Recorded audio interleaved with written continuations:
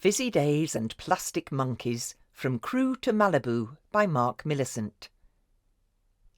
If you've ever wondered what it would be like to try and make a movie and see your work on the big screen, Fizzy Days and Plastic Monkeys, From Crewe to Malibu is for you. Illustrator Mark Millicent, who has worked for Disney and Marvel, nurtured a long-held dream to make a film and see it on the big screen. In a rollercoaster ride of dizzy heights and stomach-lurching lows, he charts his course from working as a tyre fitter in small-town Crewe in the UK to chasing his dreams in big-town Hollywood in the USA. This is the story of living a dream by means of an obstacle course, about one man from a small island in the ocean who dives into a pond with big fish and sees a kaleidoscope of endless opportunity.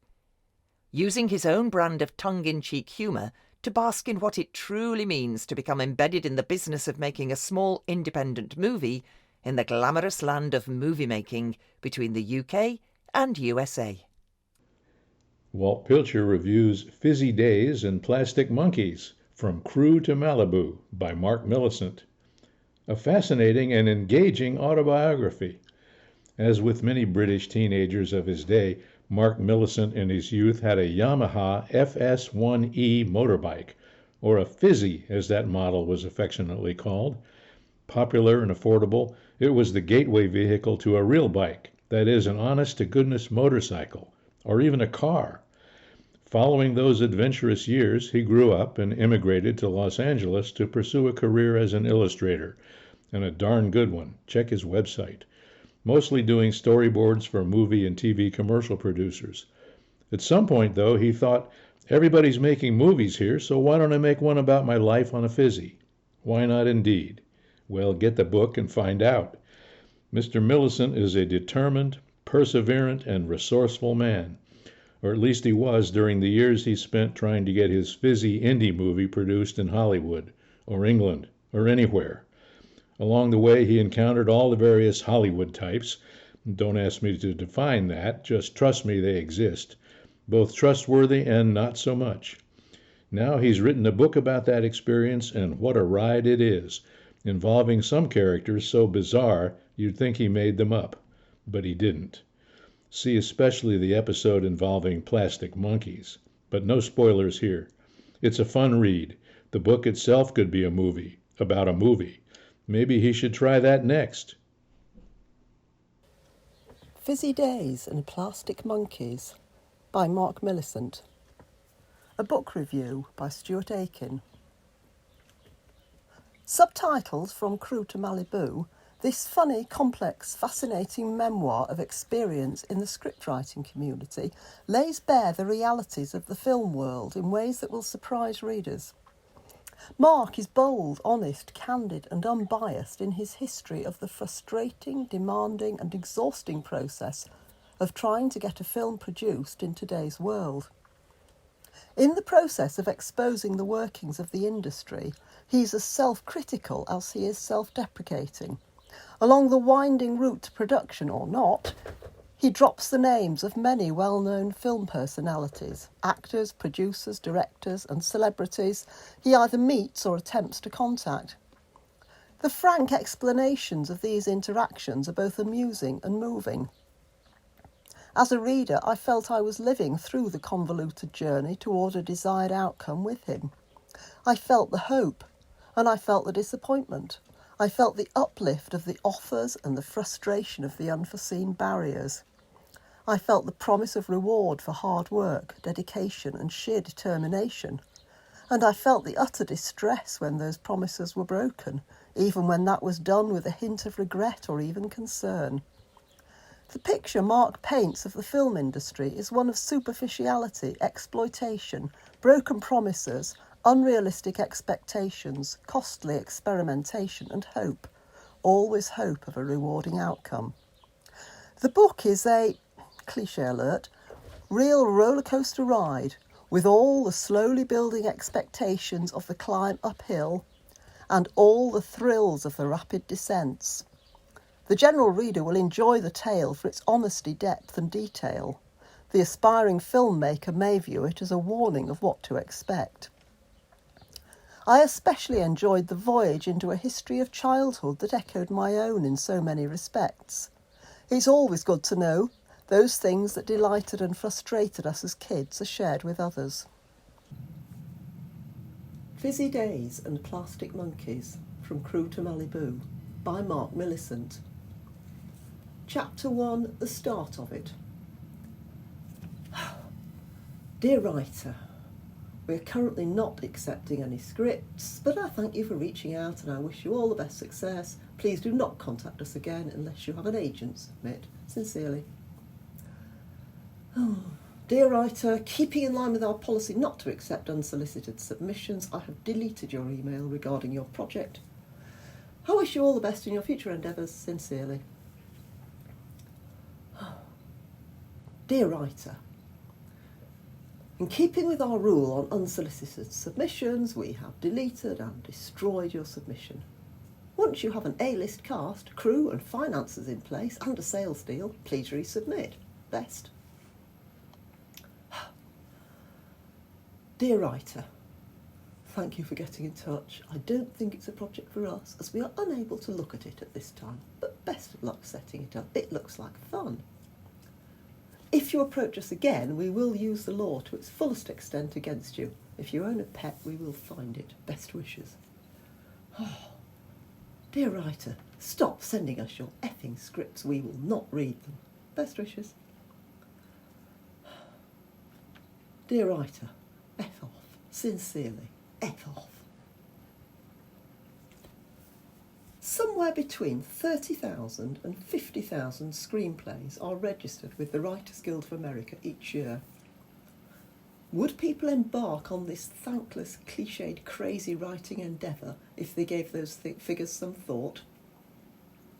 The wannabe scripters of movies that no one is ever going to see because they don't stand a hope of being picked up and produced, would they continue the quest if they actually knew how effing hard it really is?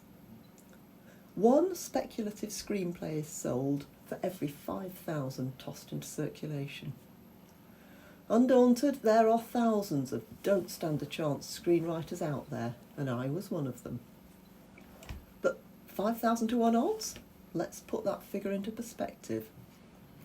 Odds of getting a hole in one, 5,000 to 1. Odds of being murdered, 18,000 to 1. Odds of being the victim of a serious crime in your lifetime, 20 to 1. Odds of fatally slipping in the bath or shower, 2,232 to 1. Odds of being considered possessed by Satan, 7,000 to 1. Odds of dying on a bicycle, 4,472 to 1. Odds of dying in a car accident, 18,585 to 1. Odds of winning the California lottery, 13 million to 1. Never give in, never surrender. Enrico Colantoni, aka Mathesar, leader of the Thermians, Galaxy Quest, DreamWorks Pictures, 1999. So maybe today will be different, because today is the start of it. This was going to be a different day, a red letter day, when everything finally comes together, when all the hard graft will turn out to have been worth it. The doubt, that nagging feeling that you were wasting your time, your life on something that would never see the light of day is gone.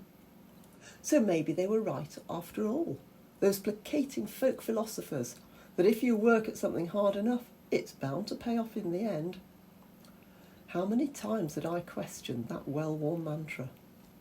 But I can now say it's true. I'm holding the proof in my sweaty little hands, because today my contract arrived. Contract for what? A contract for my film. Hollywood, here I come. I say that as if I'm on another planet, which for the movers and shakers in this industry is probably true, but geographically speaking, I'm actually not that far away. On a clear day, you can see the white letters of the Hollywood sign from the top of the sand dune at the bottom of our street. It's a few miles north, off the 405 freeway, turn right along Sunset Boulevard, and head east for a few more miles as it winds its way towards the Highland Boulevard. You run straight into the glitz. I can almost smell it. The bright lights, fame, fortune, stardom, the smell of success. Sounds pretty glamorous, doesn't it? Can you believe it? Finally, after all these years, I'm making a film. I'm making my film. So let me tell you, up until this point, I'd felt like the lowly dung beetle perpetually pushing my little ball of shit in front of me. Then suddenly, like a giant switch had been flipped, I felt vindicated, like a tiger, or at least a dung beetle on steroids. I was through with constantly pushing my little ball of rolled dung up hills that kept getting steeper. I was on my way. I was one happy beetle. In fact, the day was such a milestone that I decided to write about it. January the 7th, 2007, the day my movie contract arrived after 5 long years of hustle and hassle and getting nowhere. Now let's back up a little. I'd always wanted to work in the movies. A long time ago, far away from Planet Cuckoo, USA, I once worked in a cinema. I grew up in the North Midlands of the UK, and one of my first jobs from school in the post-punk ashes of the late 70s was as a tyre fitter. Your car needed new tyres? I was the man, or at least the youth, to see. One of these businesses was based in a former cinema. As a teen, I'd worked part-time at weekends in various retail tyre outlets, so I knew about replacing rubber. It seemed a logical move that my first proper full-time job should be as a full-time tyre fitter. With the optimism of youth, I figured I would move on to greater things as life dealt me the cards to do so. The old cinema that had been my place of employment was the Grand on West Street, near the town centre of the not too glitzy or glamorous Crewe. Bill Bryson described Crewe as the armpit of Cheshire in his book Notes from a Small Island. A little harsh, I think, armpit. More of an elbow? Fresno might be a US equivalent if you were looking for a transatlantic comparison. So Crewe was where I got my first full-time job after finishing at Stoke Art College. I was hoping that tyre fitting would be just a fill-in, as my qualifications leaned to the more creative. But I'd not been able to land a position anywhere in the art world, and out of necessity and desperation I took anything that would pay me money. So tyre fitting it was, for now. Crewe is a working-class industrial town in the northwest of England, somewhat famous as the home of Rolls-Royce. It's also home to one of the largest railway hubs in the UK. Anyone travelling on a train going north or coming south in the UK will have been through it, but not so many will have alighted. I have a tenuous connection with the rail station, as my Uncle Jack was the platform announcer for many years before retiring to a modern grey high-rise tenement building overlooking the station with my Auntie Mary and her colourful glass animal collection. I don't remember much about him, other than the serious injury he'd suffered as a young man in a motorcycle accident. As an adult, he walked with a stick and wore one of those big black built-up orthopaedic boots. My mother always reminded me darkly about Uncle Jack's big black boot whenever I showed any hankering for motorised two-wheeled transport. You'll end up with a boot like your Uncle Jack. But my yearning was obvious, from the gallery of magazine pages plastered to my bedroom walls. Barry Sheen, Mike Halewood, Ivan Major, Barry Briggs and Kenny Roberts. These images shared wall space with my plastic model kits of motorbikes, monsters and planes, pinned alongside the odd picture of Lindsay DePaul torn from a pop magazine. Crewe Kings were the local speedway team. Some special Saturday nights my father would take me and my younger brothers Paul and Nick to support them. At the Earl Street Stadium we were swathed in the unforgettable smell of Castrol R as our ears were assaulted by the unbaffled roar of the 500cc single-cylinder Yawa engines. The likes of Phil Crump and Dave Morton did battle, screaming at full throttle around a quarter-mile oval of brown shale track. Between heats, the PA system blasted out the latest 7-inch singles, the glamour Slade, Mud, Sweet and Glitter. Earl Street Stadium has since gone the same way as the Grand. It's now a retail park. Even squinting through rose-tinted spectacles, Crewe is a bit of a grey town. My father Brian still fervently supports its football team, Crewe Alexandra, and has a season ticket to go and cheer them on every Saturday. He himself played for Stoke City's A team and had tryouts for Wolverhampton Wanderers as a youth. I guess it just skips a generation sometimes. Sport was never my bag. I got all my exercise being chased by bored policemen and angry store detectives or irritated night watchmen. I'm glad to say his grandson is a lot more soccer inclined than I ever was. As a nipper, I enjoyed the thrill of petty thievery. It was my sport, my exercise. Filling my pockets with unpaid-for Mars bars and cans of Tizer, or the odd crate of brown ale from the back of the Workies Club, was as dangerous and as big time as it got. Hardly a Ronnie Biggs, and how many people would remember that name today and what he was famous for? As a 12-year-old boy and bona fide artful dodger, I remember one Saturday morning session after the swimming baths with a pal. An overly observant store detective caught us shoplifting our way round Woolworths and gave hot pursuit through the town. I don't think we'd ever run so fast and so hard and for so long. The skinny guy with glasses and an anorak didn't look like a runner, but then he didn't look like a store detective either. The town itself was grey, so we probably needed to do stuff that was a bit colourful just to brighten it up. For me, petty thievery seemed to fit the bill.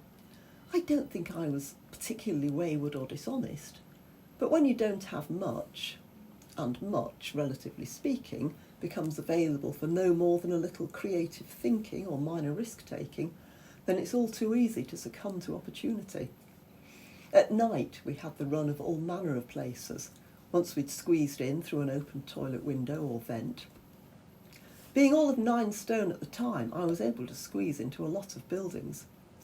A bog window inadvertently left ajar might as well have been an open front door. It was the same with the local clubs and licensed premises, schools and factories. Everything seemed fair game, consequences were never considered. It was just a phase, but at the time I was no different from any other kid I knew. Of course, I hope mine don't go through the same phase, but all in all, I loved my early teenage years. They were bloody good fun. I'd made a pact with my mother and father that if they let me have motorbikes for the field, then when I became old enough for road-going equipment, I would be happy to move on to a much safer mode of transport, a car. Maybe a Vauxhall Viva or Ford Escort. The only occasion I ended up in court as a nipper was at Crewe Magistrates. I was fined £10 and received a stern warning on being conditionally discharged for a year. The charge was avoiding arrest and disturbing the peace, whilst being pursued on an old James Captain 250cc field bike. The busies had chased me all over the place, like Steve McQueen in The Great Escape, and if I hadn't run out of gas, they never would have caught me. That was a memorably fun day. So, at 14 years old, I got a criminal record for pissing about on my crappy old motorbikes and taking up valuable court time. Lionel, a ginger-haired miscreant youth from the next village, was up before the same judge that day. We waited outside the courtroom in the corridor together. His case was for GBH and assault. I next saw his face several years later in a national newspaper. He played a role in the Heysel Stadium football riots that killed so many people. There are degrees of bad, and I think I wasn't that bad as a nipper, and maybe pretty good on the whole, certainly not a Lionel. And as for the motorbikes, well, this is really where my story begins, or rather has its roots. 16, too young to own a car, and with a love of motorcycles. Like so many others, I got a Fizzy, a Yamaha FS1E, a small Japanese popsicle purple, 50cc moped. Purple was the most sought-after paint job. A legend of a little bike that so many UK youths of the 1970s remember as the object of their desire.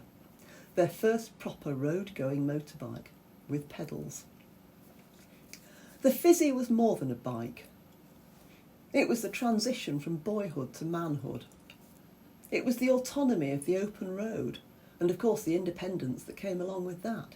It was exciting, it was girls, it was music, it was glam, and it would do nearly 50 miles per hour, lying down on the tank with the wind behind you, its exhaust notes screaming like a rabid bee. But a main driving factor was that everyone knows if you've got the right ride, you can pull the birds.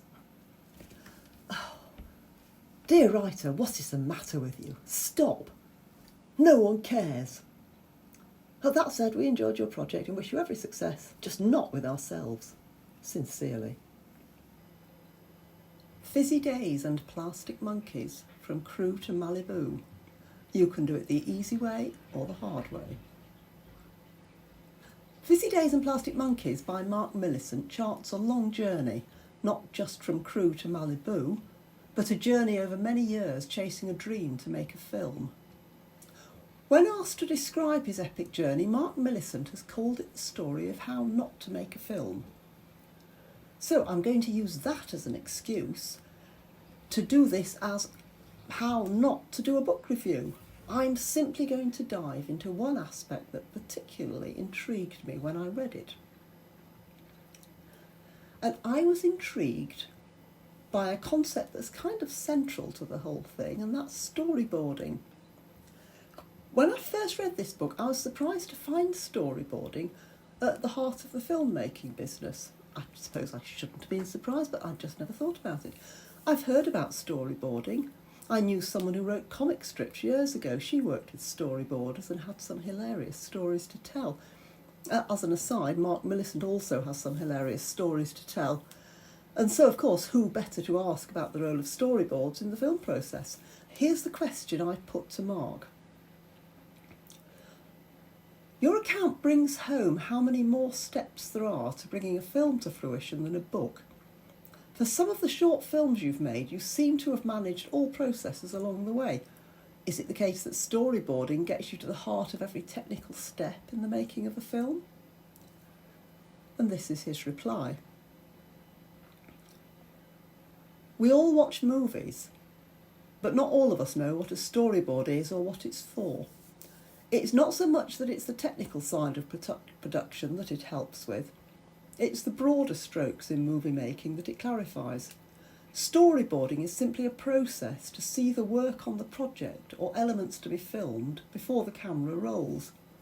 Like a graphic novel, that's all that a set of storyboards are. They're a visual guide, a run-through of the action that's to be involved in front of the camera. Where's the camera going to be when it films the action? Where are the actors going to be? Do we want to see all of them or just part of them? Or maybe just a face in close-up? Or maybe just the eyes? Or do we need sweeping wide shots to show where they are in an environment? Are many people in the shot? Are they big in frame or foreground, or are they small? Are they even in the frame? Maybe you just want to see the actors from the back and keep a sense of mystery. Are we inside the car or outside? What does the camera cut away to that will add interest and texture to the visual? How does it cut away? Is it a move or just a cut, a pan or a glide? Do we dolly and track with an actor with a movement?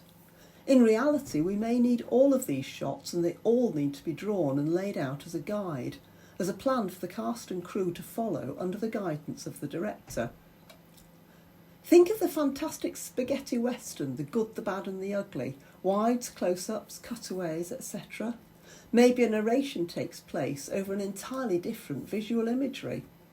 Do we tease the audience by obscuring what the action truly is to build up tension? Is a fight scene a series of screams and thuds behind a static closed door? Or is it explicit and simple, no-holds-barred, bloody violence? Which is scarier, more dramatic? Each and every way you convey a scene is planned and explored beforehand through the storyboards.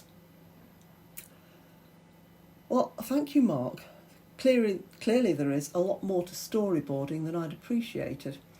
And I have to say that as an added bonus in this book, each chapter is headed by an actual storyboard. Now, I won't be spoiling anything in the book if I tell you that Mark Millicent is now officially an award-winning filmmaker who has seen his own films featured in film festivals around the world. This is Talk Radio Europe. Online at tre.radio. Let's have a nice cup of TRE in the afternoon. with Hannah Murray. Good afternoon. Joining us on the line now is illustrator Mark Millicent, who has worked for production studios large and small, from Disney to Warner Brothers. Throughout, he's nurtured a long-held dream to make a film and see it on the big screen. His memoir, called Fizzy Days and Plastic Monkeys, he charts a rollercoaster ride of dizzy heights and stomach-lurching lows in his journey from fitting tyres in small-town Crewe in the UK to chasing his dreams in big-town Hollywood in the USA. Welcome to the show, Mark. Hi, Hannah. Thanks for having me on. Oh, it's great to have you with us. Thanks for joining us. And I love the title of your book. Yes, Fizzy Days. It's a never-ending saga of me trying to get this little movie up and running, and my tales. Yeah, so tell me about the title, Fizzy Days and Plastic Monkeys. What does that mean? Well, it actually stemmed from this book was to be released with the movie, the $3 million movie that never actually quite got off the ground, but almost did.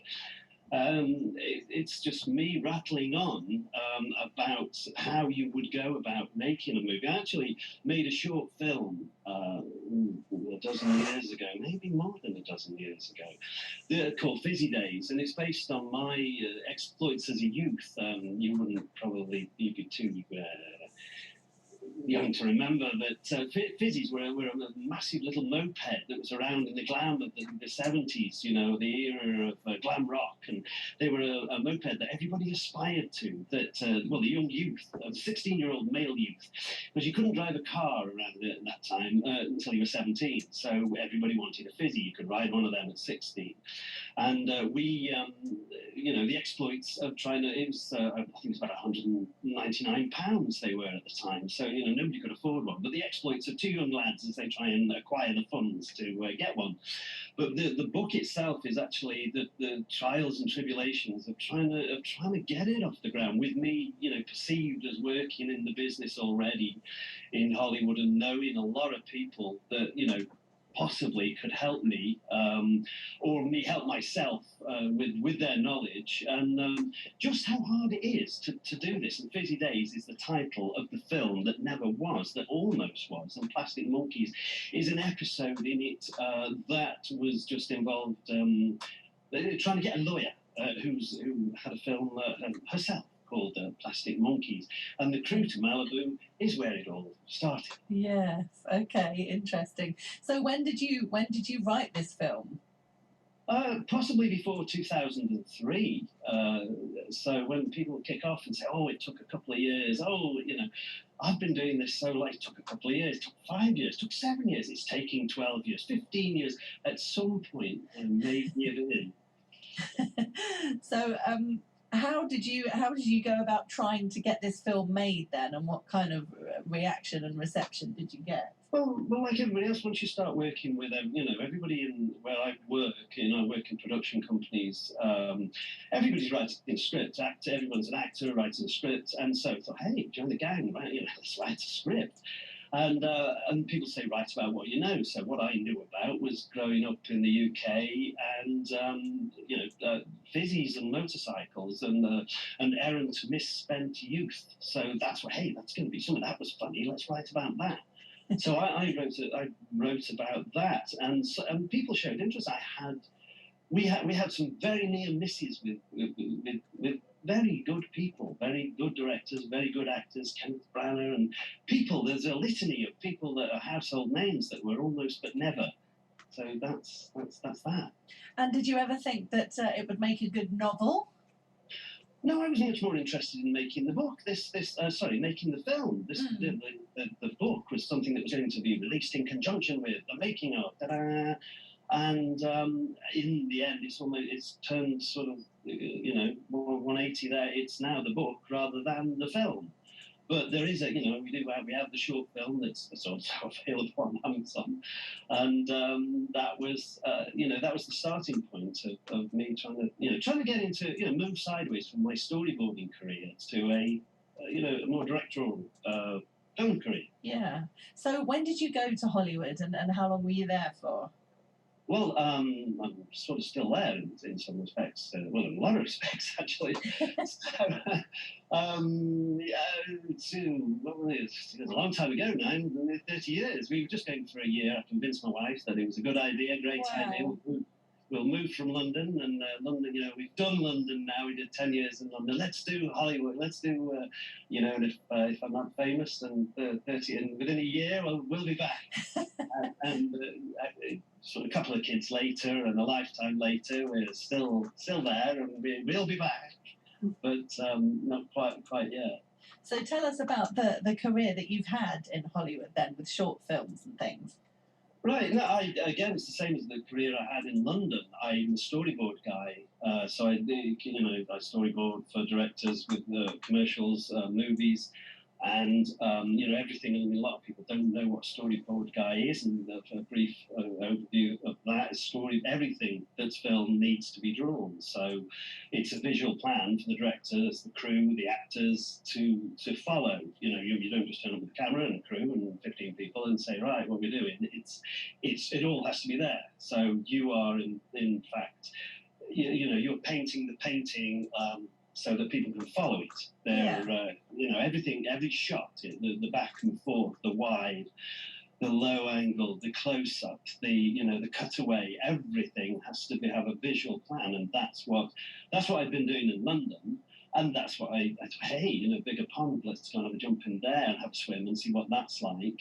And so I ended up in Los Angeles doing the same, working for directors, working on commercials, and it was just hotter.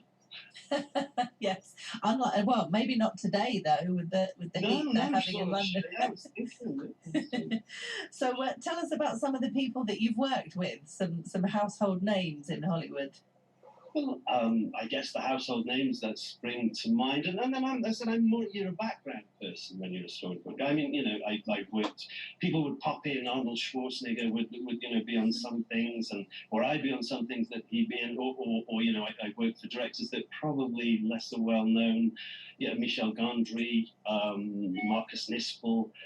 Some of these guys, if you look up the films, it's Bennett Miller, some Oscar-winning directors, and that's what sometimes I don't look up people who I go to work with, just in case you think, oh, I wonder what these guys have done, and you look up when you get back home and see just how famous they were, or just what accolades their career had afforded them. Yeah. And, it's sort of, you keep your distance, but generally very professional people that, I'm lucky enough to work with people that are at the top of their game, and it keeps me, hopefully somewhat on top of mine. So are you still aiming for this film? Well, secretly, I might have stepped back a little bit, but no, yes, I am. Anybody out there who's got the cash and a taste for comedy and a moped heist-driven caper, then it's a script that I'm still pushing, but not quite as heavily and as hard.